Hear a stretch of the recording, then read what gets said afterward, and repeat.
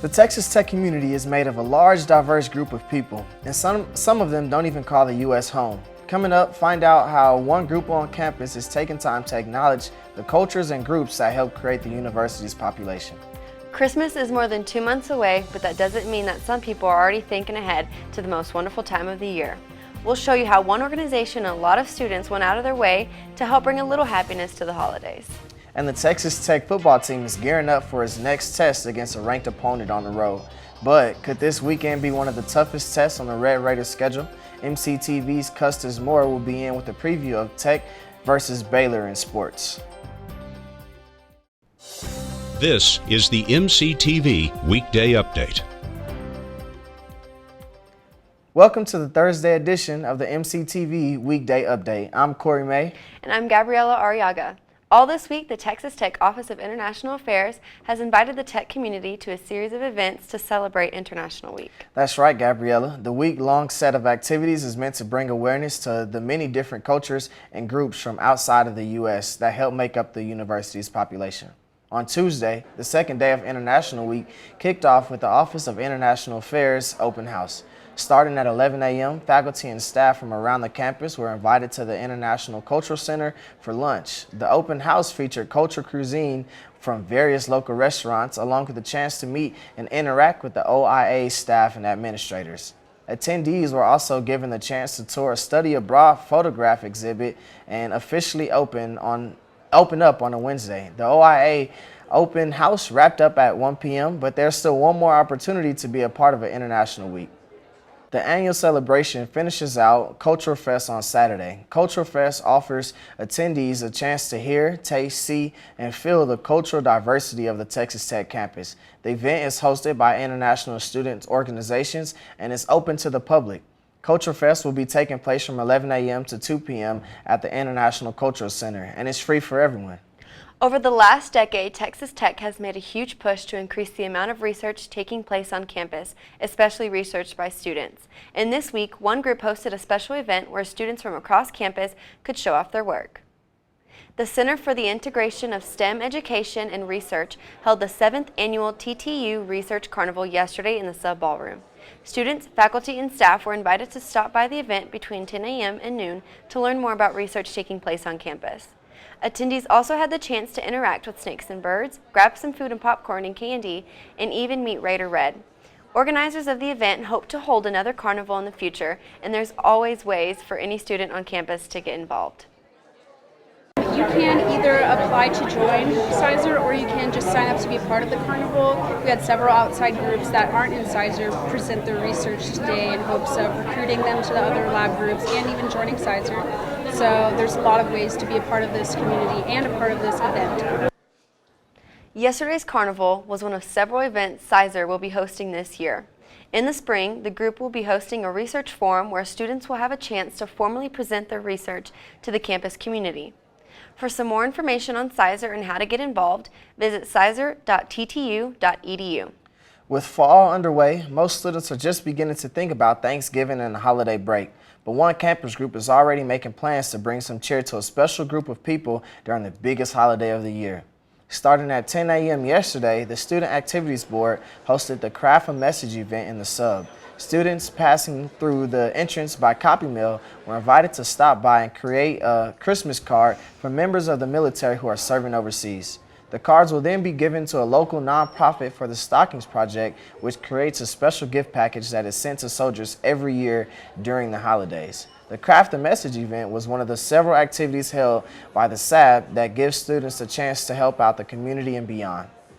Every semester we propose different nonprofit organizations that we can volunteer through.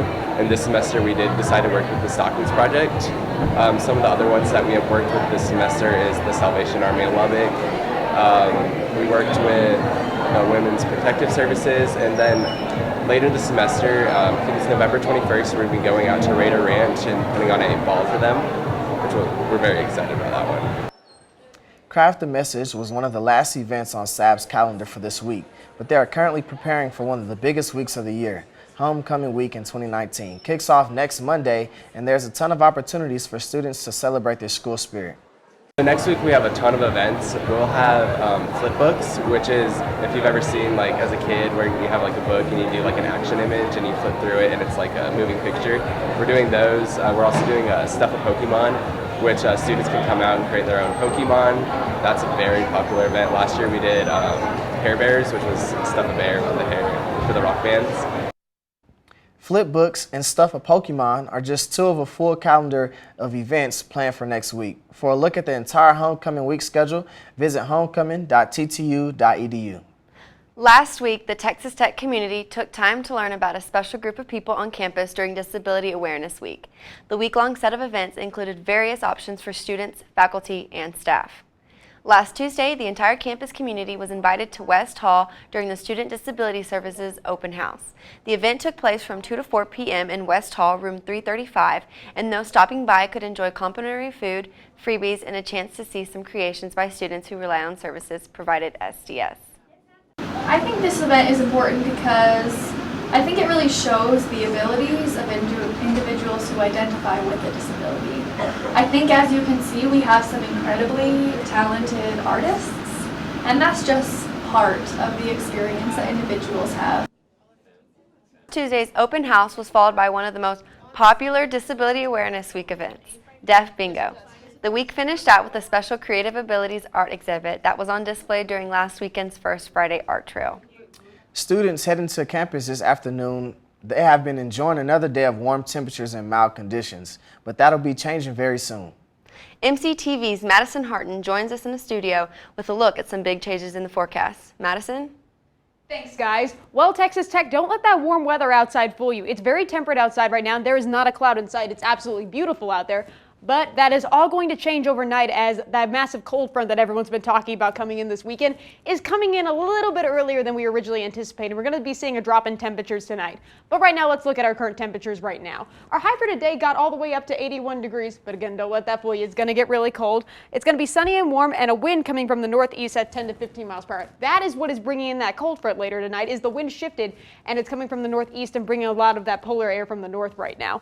Low of 35 for tonight, so we haven't broken freezing below yet, but that could change later this week. Windy and cold, and the wind is coming from the northeast now at 20 to 25 miles per hour, so it's going to be really gusty around the time that the sun goes down tonight. So just keep that in mind if you're planning on going outside. You might want to hold on to your hats. Right now, looking into that cold front, we can see that up here is where the freezing warning is going to be, and freezing watches are going to be also. It's important to remember that when it is going to freeze outside, you should always remember the 4 Ps.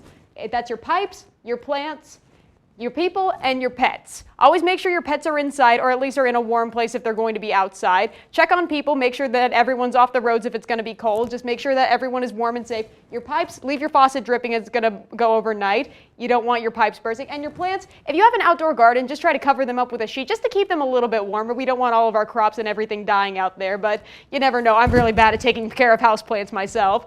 Looking into that cold front again, looking for Friday, I'm sorry, I got my days mixed up. We can see that as that wind from the northeast comes in, it's going to be very gusty around us, and it's going to be a lot colder north of us and a little bit like southeast of us. It's going to be a tiny bit warmer, but not by much. Lubbock metropolitan area is going to be having a low of around 34 degrees, so it is going to be chilly. And that cold front is only going to keep going as the next few days go on.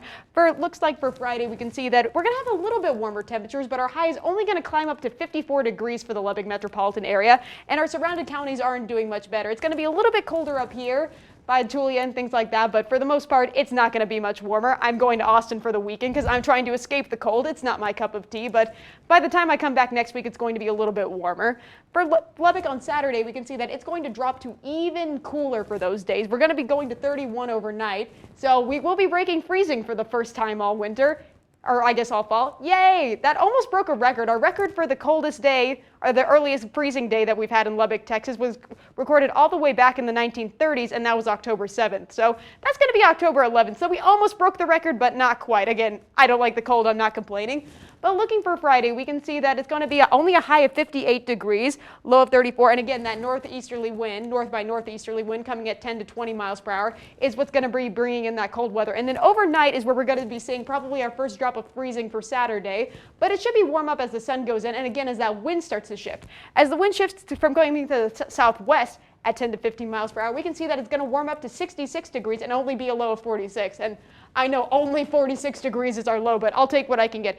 And for Sunday, around the time I'll be back in town, it's going to climb all the way up to 83 for our high and 54 is our low. And again, that south by southwesterly wind at 10 to 50 miles per hour. So at least we have a little bit of warm to look forward to. And probably going into next week, it's going to be warm the next few days. But again, there is a chance of another cold snap coming through. And Lubbock weather this time of year can be really unpredictable. We always have a bit of the hot, cold, hot, cold. So just keep that in mind. You can never put away your winter coats right away. And don't put away your summer clothes either, because we're doing a little bit of a flip-flop right now. So you never know what's going to happen next. I'm Madison Hartin for MCTV. Back to you. Thanks, Madison.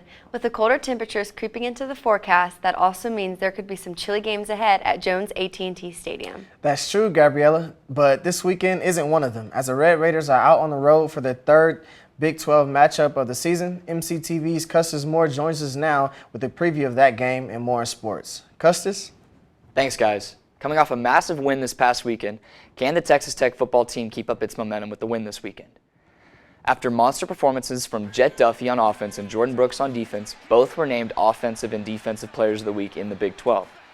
Texas Tech travels out to Waco this week to take on the Baylor Bears. The Bears have been climbing an uphill battle to get back into the national spotlight for football, but they have surged out to a 5-0 record, the best under head coach Matt Rule.